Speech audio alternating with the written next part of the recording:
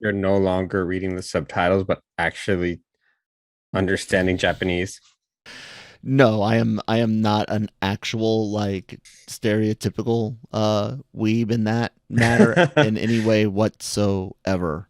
Um No, I do watch enough that there are definitely words that I can pick up on in like the music that I listen to as well, because I listen to a lot of foreign music, including Japanese. But I was the same with Spanish when I was surrounded with native speakers more often in the army. When I was living in Arizona, there's enough stuff that you can, be besides hola and gracias, Yeah. I used to, but yeah, no, I'm not that much of a weep, dude. Come on, give me some credit.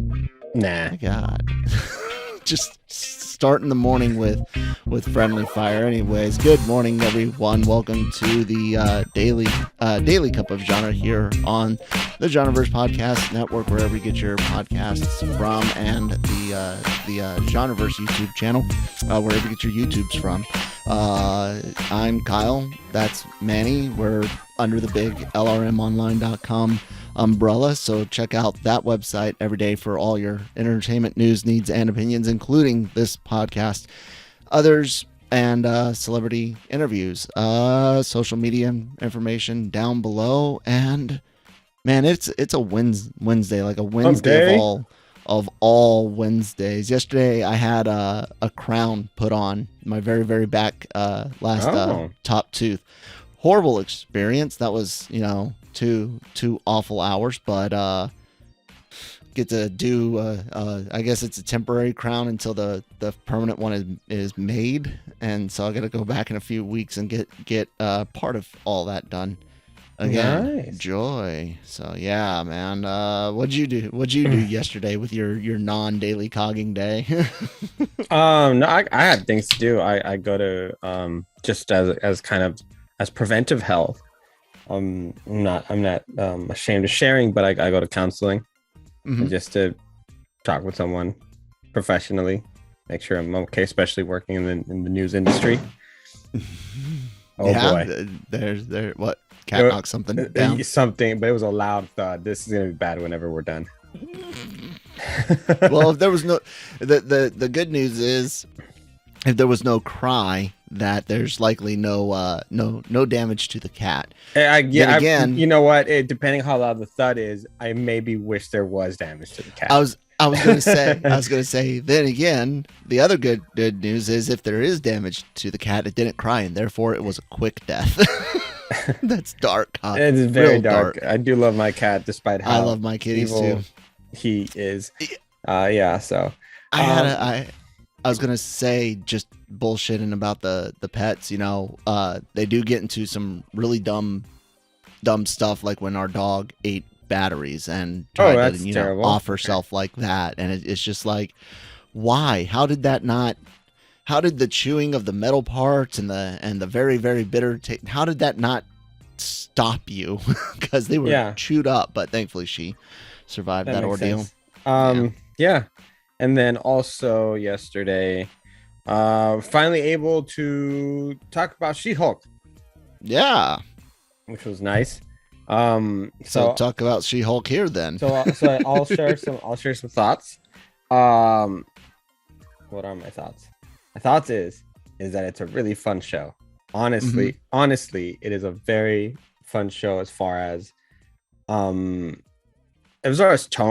because some of the stuff has been I wouldn't necessarily call it serious, but like it's just a little bit. It's been a bit mute, I would say, with Miss Marvel, with hell, even with Moon Knight, despite it being darker. And I agree. And then what we had with shoot, I'm drawing a blank right now. What we had with Thor: Love and Thunder also was way over the top compared to what we had before and what should have been, especially for Thor.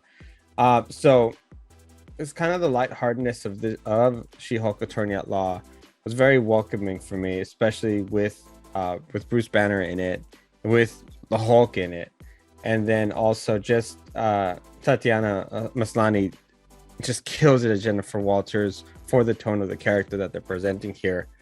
It's a really, really lighthearted, like almost like procedural law show that you do not expect. They break the fourth wall, which is also fun, and it, like, you get some fun cameos, and a couple of them you don't see coming because they're not even MCU cameos.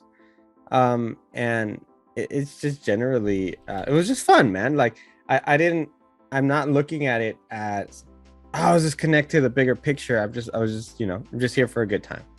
And I think that's, if you look at it that way, it's fun. I will say that I'm still not happy with the She-Hulk CG, especially compared to Abomination on there, as well as Hulk. Mm-hmm. It just looks like, I'm not a stickler necessarily for the details in her expressions and things. I think just the color is just too vibrant green compared to everything in her surroundings. I think that's my personal issue. Like but the show's good enough where it's not as distracting as you might think it is. But for me, it still was noticeable. Yeah. And there are a couple of moments where I was like, yeah, I still don't like this, like, but I was having a good time, so whatever. Well, did you hear what the writer said, or showrunner? Let me make sure I get this correct. Pitch. She is Jessica Gao on She-Hulk spoke with Variety recently about original pitches, about kind of the process of the show and writing and all of that. Apparently, they originally pitched the idea of a full-on trial, multiple episode arc.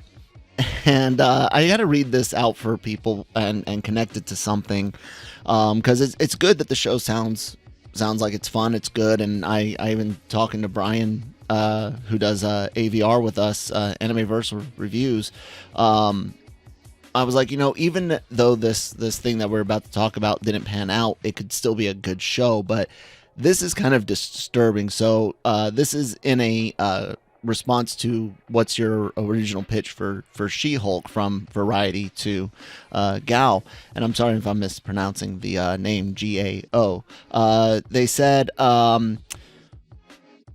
thankfully they when I went in, it definitely skewed a lot more heavily towards Blonsky's trial. In my original pitch, it was an actual trial, and it spanned multiple episodes. When we got into the writer's room, inevitably things change as you're developing the show and as you start writing.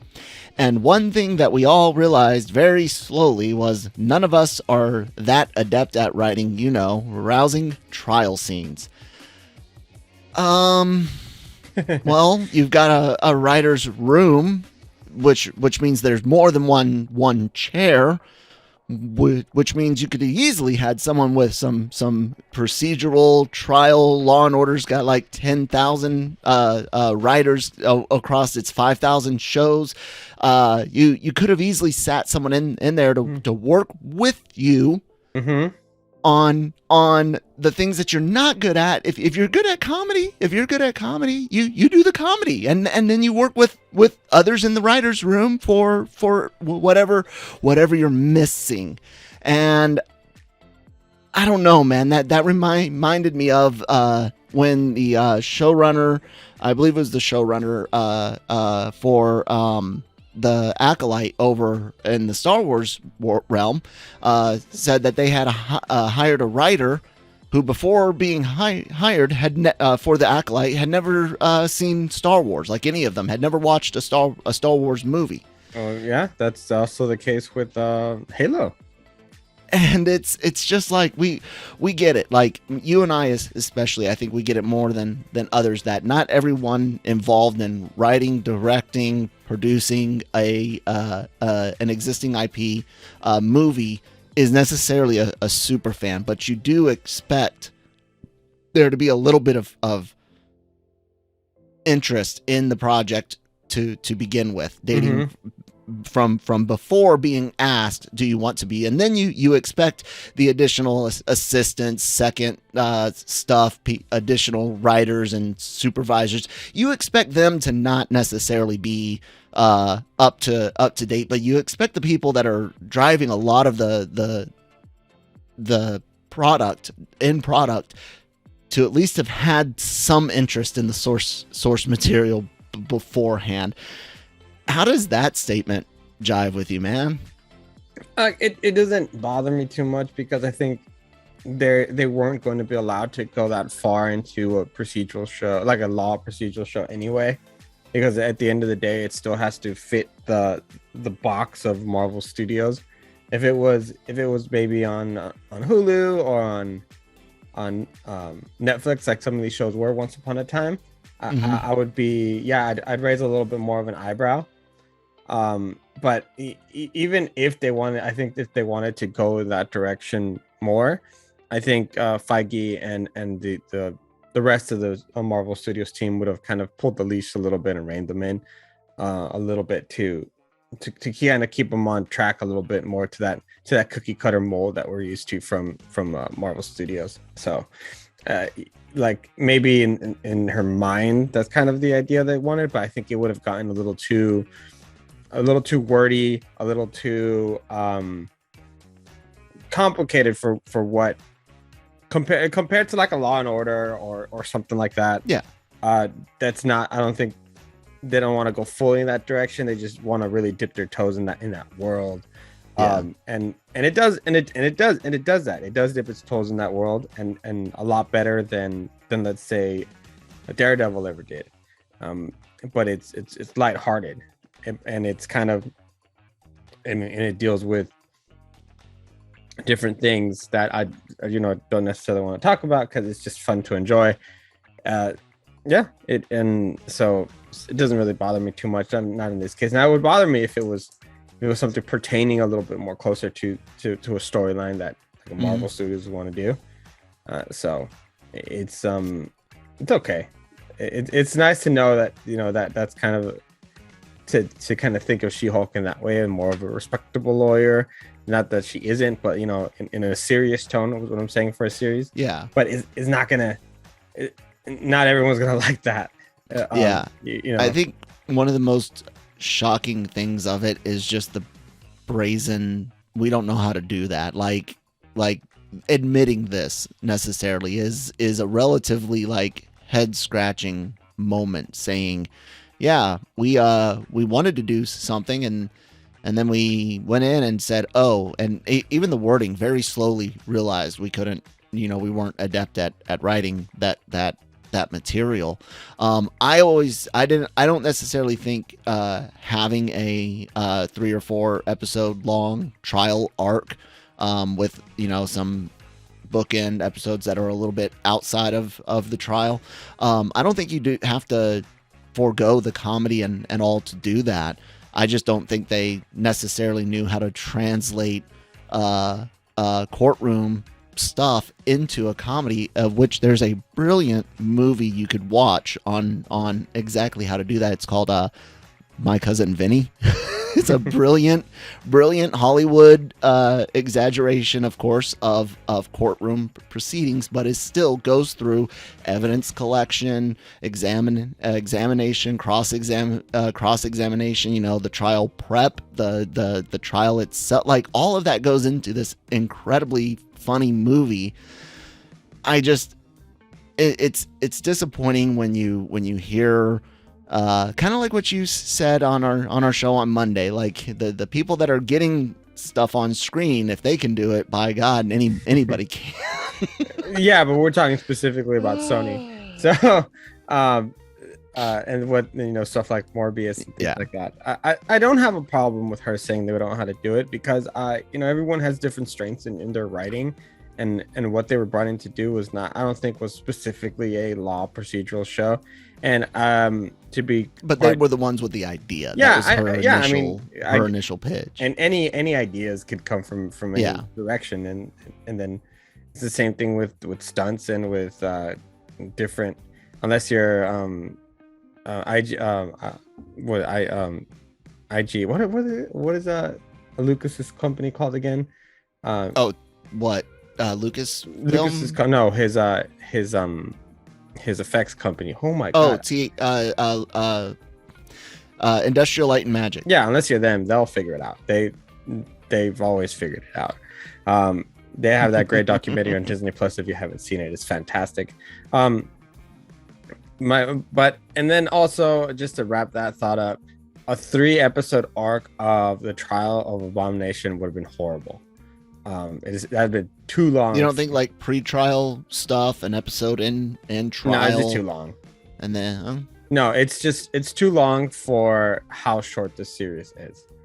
You got to get to a bunch of stuff, including her getting her powers, time with her cousin, her personal life, and some of these other characters that we're going to need to introduce in the series. So it would have been too long. That's the other thing. So it's fine that they didn't do that. It's a nice thought. And then just to think that this is something, that they're thinking of doing something like that was cool, but then realizing you're not going to be able to be effective in it is also, I see it as a strength rather than a weakness. Okay, fair enough. Let's stick with the Marvel theme for a moment and talk about Squadron Supreme. Manny, how many Squadron Supreme comics have you read? I have no idea what that even is. It's the one of the other times that Marvel decided that they could do DC better than DC, and you had Black Hawk or something like that was like a Batman. You had Hyperion, who is a Superman analog, and there's rumor coming from Cinestealth that we will see the Squadron Supreme in Loki season 2, and that we might be seeing Henry Cavill playing that character. It is, I don't know, really on the nose as some people were mentioning in comics. Cinestealth tweets are up on the screen if you're watching on YouTube now. What do you think about basically Hyperion's kind of like think of Homelander, but not Star Spangled Homelander, if that makes sense. But still arrogant, asshole-ish version of Superman. I don't know, man. What do you want to see Cavill do something that much on the nose? I don't see that range of characters coming to Loki. I think that they have such a vast array of characters right now that they're going to try to be incorporating, as well as like bringing back or whatever for what they're building.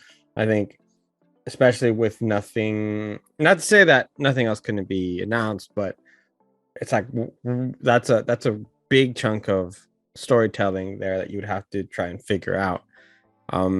It just doesn't seem, I don't know, it just seems like quite a stretch that's the direction they would go as far as characters that they'd be bringing in. Well, another part of the rumor includes some story, which is that we will see them working as muscle for Kang. Oh, okay. It's fine story wise. As far as execution, what that'll be like, I don't know.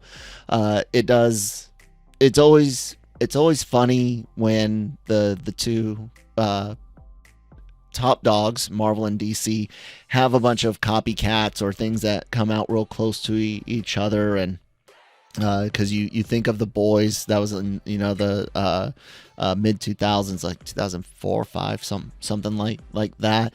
And I don't remember when the Squadron Supreme actually came out, but The Boys right now is really big because of the show.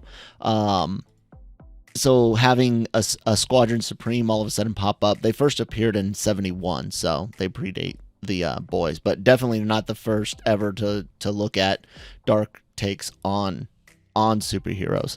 But having it come out like that is just like when the Suicide Squad, the original movie, not Guns, build itself as a Guardians of the Galaxy. Mm-hmm. We'll see how it shakes loose. Yeah, and the thing also, I don't trust Marvel with villains. They don't execute villains well, and rarely. There's a couple. Because if you think about it, Loki was turned into an anti-hero, which whatever, fine. Yeah. If you want to consider him that in the long run, especially even in comics, there's Thanos, and then everyone else really has been kind of squashed. If you really think, Ultron was definitely squashed 100%. I feel Mysterio was a bad guy through and through. Who? And Mysterio. Yeah. There's but one off again. He died. Yeah. Ronan also maybe. One off died.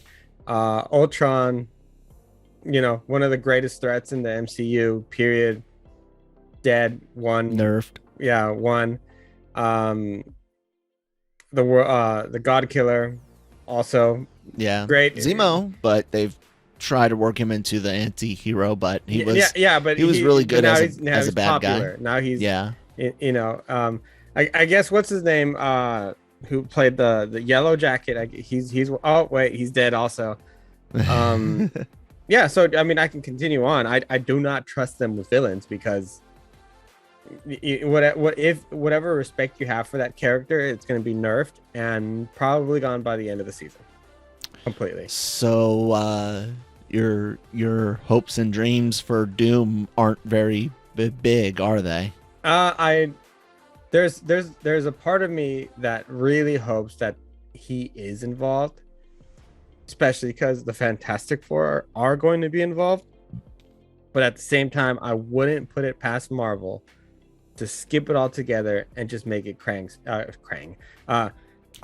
show, and making him the one responsible for Secret Wars.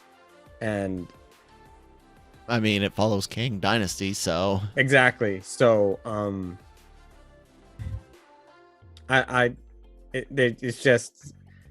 there's been a couple of times now in the past where we suspect characters. Let's not forget how much speculation everyone did during WandaVision and shows like that. Yeah, and I still stand by that. Not using it, using every major story you can think of Mephisto, without ever using the character is kind of like a big FU to the writers of those stories, because that was like the biggest part. You just plug and played everything from One More Day to West Coast Avengers stuff with Wanda and Vision. You literally just picked up different parts and applied it without carrying over like the core of all of those stories. So that to me was upsetting. I don't care being wrong about a theory. It's just very, very upsetting to see again how people can just crap all over the stories. But anyways. No, you're right. And in this case, not using Doom for Secret Wars would be kind of disrespectful to Doom, because it is a huge moment for him. Yeah. As far as a character. And it's big on both, because I explained how I think you're going to see like an amalgamation of the 80s Secret War and the 2015, 2016, because it took forever to publish version. Both of those, Doom is key player besides was it Beyonder in the first one? I can't remember the puppet master for the first Secret Wars. I think it was Beyonder, but whether it's that one or the whole multiversal, collision between Ultimate and 616, both Dooms played major roles. So that's what I'm interested in, into seeing. Do you actually use Doom, or do you just make Kang that big of a character? I mean, like, it would work. Would it work? Yes, but it's not. Then again, they gave me this stupid title in a movie. The movie was great. The title was dumb. They gave What's that? Captain America Civil War. Oh, Civil War. Civil War. It wasn't your Civil War. By definition, was not Civil War. It was Captain America versus Iron Man. Civil War had high stakes that movie and beyond were never lived up to. Like teams splitting up as far as the X-Men, Guardians, etc., and picking sides. Like, there was a big thing about what you backed, right, on the subject matter, and outside of the original 6+ Rhodey, you don't get anyone's point of view on it. You know, you don't. It's just, well, I'm gonna back Tony, or I'm gonna back Cap, not I'm backing this. Also, the other thing, idea in Civil War, Captain America's just wrong. No, he's not. He's just absolutely wrong in not wanting to bring in Winter Soldier, regardless of how he feels about him, whether he's mind controlled or not. You're still breaking the law. You're still killing people. You still need an answer to those things. He wanted to bring him in, but he wanted to be the one to do it. It was totally one-sided. And then also, one of the biggest moments, of course, is the fact that for the sake of the Accords or whatever, the agreement, like Peter Parker revealing who he was to the world, and just like moments like that all come to mind as to, you should have named the movie something else. So yeah, but they got to capitalize on story recognition. But that brings into what's your what do you want to say on that? So with that said, so that's my point. My worry is that you're using the title Secret Wars for your Avengers movie, and it's not necessarily Secret Wars. I can see that, but they are running. They did include the core idea of a difference on government intervention and heroing, for both the comics and the movie. They'll have the core of everyone being brought together to fight each other somehow. Whatever. My thing is, what big events, Manny, that you care about are left? The only thing I can think of is a lot of X-Men stuff, of course, because they haven't been used, and the only thing they ever used from them is Phoenix Saga. But because Messiah Complex, I think, would have been a great way to have a multiversal reason for the mutants to come over to 616. But AVX was awful. Civil War 2, really? I really hope I hope we not only do I hope we don't see that story done, but I hope that we don't have that title used. Yeah, no. Captain America Civil War 2. So some of the, what is left? Like, AVX was awful in and of itself. They're using Secret Invasion. That really wasn't good. Dark Reign. I mean, I don't know, man. I want to see, just for flavor, and I don't think they do this because they're Marvel Studios, and they wouldn't. I would want to see some version of shoot, I can't remember his name right now. He was very much talked about negatively during his run on Captain America, is when Captain America Brubaker? No, I can't. No. When he turns out to be, for a while, it didn't turn out to be that way in the long run, but having Steve Rogers be Hydra. Yeah, I remember that. So that would be fun. Galactus, of course, one way or another. I think there's no at that point there's no bigger threat that you can involve other than Galactus. And then I want to see Marvel Studios give me some sort of run with Apocalypse. He is a major player, major threat, or just give me a really good narrative between the X-Men and the Brotherhood, especially with how fractured things are in real life. It would be interesting to see that dynamic of ideas between the two core mutant groups, and then going up against each other, and then versus the government, but they're also against each other.